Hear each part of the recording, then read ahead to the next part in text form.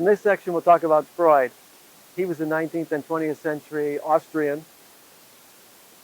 You could say he wasn't really a philosopher. He's known as a psychologist. I think he was a philosopher in a way. He certainly had ideas that were very influential. I think one of the good news about Freud's ideas is he sort of illuminated this whole idea of the unconscious. Whether he was the first person to think of this or not, I don't know, I doubt it. He really brought it into popular understanding. He illuminated this whole idea that you can have all kinds of processes going on within yourself that you're not aware of, you're just not conscious of, and they're stored deep in your psyche. Your memories, your drives, and they manifest themselves in surprising ways. And he showed us that the unconscious can control a lot of our conscious life. And so it's valuable to look into your unconscious and become aware of it. Really think about it. Dig into it. Uncover what's going on underneath. By getting that clarity, then it doesn't run you, it doesn't control you. His friend Jung took it a step further and said it's not just our own individual unconscious, but there's even a collective unconscious. I think he would even say that could go back to cavemen, cave person days, all the way back as even to primate humans.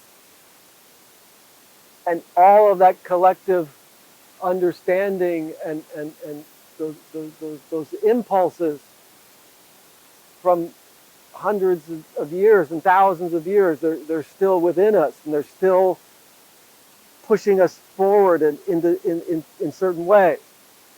So they're both saying, wake up, take a look at it, get real. There's more than meets the eye. Freud shows this with dreams. Your dreams aren't just random. You're trying to work things out with your dreams. Your dreams are expressing what's happening in your unconscious, what you're really struggling with, what you're really thinking about, what you're really preoccupied with. Awareness gives you freedom. Awareness gives you power. If you're unaware, then your unconscious just sort of runs wild and you don't know why you're doing what you're doing. You don't know why you're feeling what you're feeling. Once you can understand it, you're not stuck with it. You have more freedom to maneuver. Very powerful. So one caution with Freud is that he didn't seem to really be a very successful therapist. If you look at the case studies of the people that he actually worked with as their therapist, he didn't really seem to help very many people. In fact, he destroyed a lot of people's lives. It's another case of a very arrogant man who was so sure that he knew everything about everything. Finally, he came up with this idea that sex is on our minds and the sex is lurking in the unconscious. And so take Freud's ideas with a grain of salt.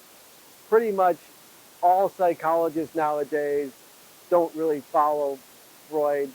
He's someone they sort of vaguely learned from, and they take this idea of the unconscious and the whole idea of stop repressing yourself and get real about what you really want and what's really driving you. That's all powerful. Be aware, dig down deep, and find what's real for you. That's all valuable. You don't have to buy into all the crazy sex theory, sex mania. Freud's just another example of someone who thought he knew everything. This is something probably most philosophers have a lot of trouble with.